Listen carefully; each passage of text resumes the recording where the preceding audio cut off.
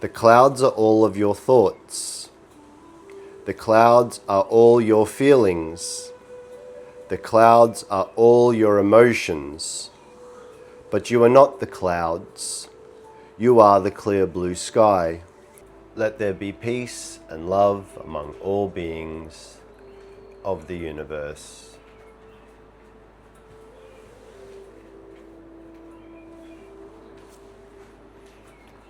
To know oneself is to know the teacher. And to know the teacher is to know that the truth is a circle. And because the truth is a circle, the only way to share this wisdom is through circles within circles within circles. So let me share with you today the story of the teacher as a reflection and a remembrance, not as a teaching.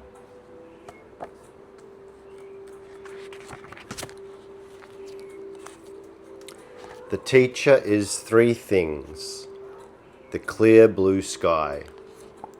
After all the journeys and revelations, the teacher speaks not in words, but in silence. To know oneself is to know the teacher. The best way to describe the indescribable, to know the unknowable, to share ancient truths, is to speak in circles, because the truth is always told in a circle.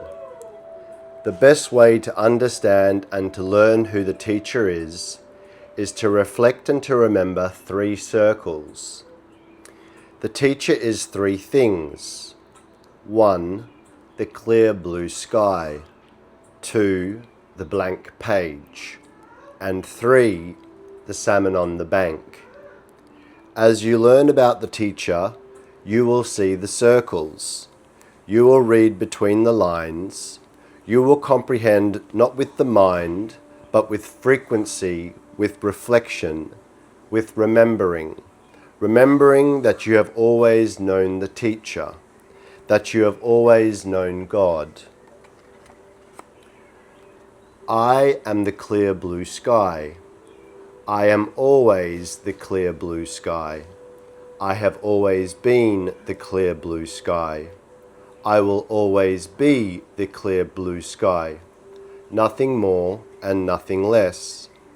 Infinite, empty, boundless. So what are the clouds? I am not the clouds because I am the clear blue sky. The clouds are all of your thoughts. The clouds are all your feelings. The clouds are all your emotions. But you are not the clouds. You are the clear blue sky. You will always be the clear blue sky. The clouds are the thought of I am not enough and I am enough. The clouds are the feelings of scarcity and the feelings of abundance. The clouds are the emotions, hope and despair, joy and sorrow, anger and peace. But you are not the clouds. You are the clear blue sky. You will always be the clear blue sky. And in this stillness, in this silence, all things are happening and all things are possible. From this emptiness, all things become real. And this emptiness becomes the most real thing you have ever known. So be the clear blue sky. Because only the clear blue sky was ever real. From this place, there is nothing to prove. There is nothing left to do. There is no place for fear, no place for ego, no place for scarcity. There is only the clear blue sky. There is only emptiness. There is only the reflection of the divine, the reflection of divine grace, divine compassion, and divine love. I am the clear blue sky, and this is the truest thing I know. Watch the clouds pass by. You are not the clouds. You have never been the clouds. Watch the feelings go past. Watch the thoughts go past. Watch the emotions go past. Do not attach yourself to any of them. Do not identify yourself with any of them, because you will never be the clouds. You are the stillness through which they move. You are the silence behind their sound. You are the space in which they appear and disappear.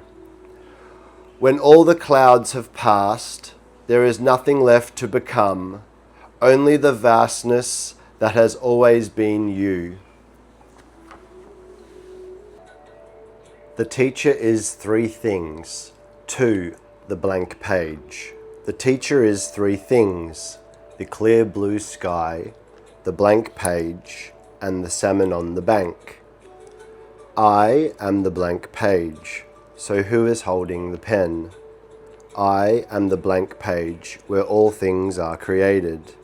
I am the blank page where all possibilities are possible. I am the blank page where empires rise and empires fall, where inventions are born, where art, mathematics, and science begin. But if I am the blank page, then who is holding the pen? If I am always the blank page, how do I save the world? Or better yet, how do I save myself? If I am the blank page, then God must be holding the pen. And if God is holding the pen, and I am the blank page, then there is nothing left for me to do.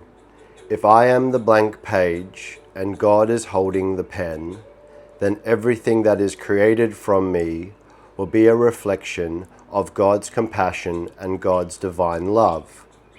And when things are created from this frequency, the frequency of truth, people will come from miles around to witness it. People will fly across the world to stand before it. But the mind interrupts.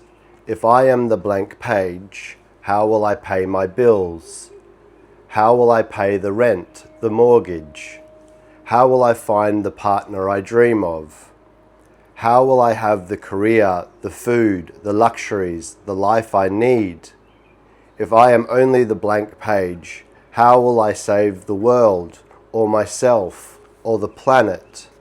The truth is, when you become the blank page and surrender yourself to God, there is nothing left to do, because it has already been done. It has already happened in this present moment. There is nothing left but to reflect, to remember the truth that you are enough, that you have always been enough, that you are always seen by God, that you are always loved by God. Everything outside of this is part of the illusion.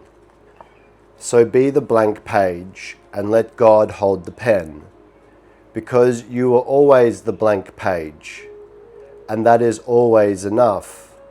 And everything that flows from the blank page, everything created through surrender to God, will shape a more divine world. The world God always intended. For when the ego holds the pen, it writes stories of fear, separation, and scarcity. But when God holds the pen, the story is always love. From that love comes creation that heals, restores, and remembers. A world born from the blank page is a world born in divine compassion, divine grace, and divine love. The true world God intended from the very beginning.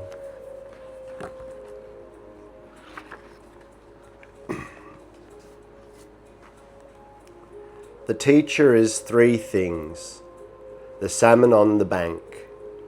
Inside the stream of life, the salmon swim. Most salmon swim against the current, believing that struggling upstream they will find what they seek. They believe the current is real, that the struggle is the purpose, and their bodies only exist to fight. These are the upstream salmon. Others learn that the stream, the swimming, the endless doing, the matrix itself is not real. They are the downstream swimming salmon. They surrender to the current, letting it carry them, believing that ease is the answer. But then there is the salmon on the bank. I am the salmon on the bank. The salmon on the bank knows the stream is not real, then there is no stream at all, and therefore no need to exist within it. The salmon on the bank lives outside the illusion. Ever so often, the salmon on the bank dips its own fin into the water. Sometimes he touches another salmon, but that salmon shakes him off and continues swimming. Sometimes he pulls a salmon onto the bank, and after a short time, that salmon jumps back into the stream to keep swimming. And sometimes he pulls a salmon onto the bank, and that salmon stays for a season or for eternity and becomes a salmon on the bank too. Because the purpose of the salmon on the bank is not to keep others forever. The purpose is to offer the choice, to reveal the crossroad, to show another salmon, even for a moment, that life outside the stream exists. Whether they leap back into the water or remain on the bank, the choice has been given, and that is enough. When you are the salmon on the bank, there is nothing left to prove, no struggle to endure, no illusion to defend. There is no self, no performance, there is only eternity. And yet, the salmon on the bank still has things to do, a divine purpose, responsibilities, crossroads to face, versions of self to live through. But all of this is done from the bank, not from the stream. For the truth is, you are always the salmon on the bank. You are always the clear blue sky. You are always the blank page. The teacher who once spoke as I now speaks as you, because there was never a difference. When you live from this place, there is nothing left but gratitude. Gratitude for life, gratitude for love, gratitude for the essence of God flowing through you. In this presence of this truth, there is nothing left to do but bow. For the stream was never real, yet it taught you how to see. The struggle was never needed, yet it shaped your strength to surrender. The bank was never a destination, only the remembering that you are always free. The teacher is four things. You. The teacher once spoke as three things. First, the clear blue sky. Then, the blank page. Then, the salmon on the bank. But there was always one more, the hidden teacher. The teacher is four things. The fourth is you. You reading these words. You searching for answers. You who has walked through every chapter of this book and found yourself reflected in every story. The illusion was never just religion, money, sex, or health. The greatest illusion was believing that wisdom belonged to someone else, that truth lived outside of you, that you needed a monk, a master, a doctrine, a book. No, you needed nothing. You were the one you were waiting for. The teacher is four things. The fourth is you.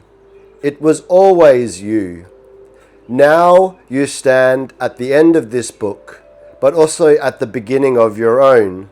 The clear blue sky still waits. The blank page still waits. The salmon rests on the bank. The forest still whispers. But now you are awake enough to see what was hidden, that the circle was never outside of you, that the illusion was never real, that the teacher was never three things. The teacher is four things. The fourth is you, and the circle is complete. Thank you for this time to reflect and to remember. Ignorance note. Ignorance keeps shopping for teachers, so you won't trust your own light. Bow to every guide, then bow to the light within. Thank you for this time to reflect and to remember.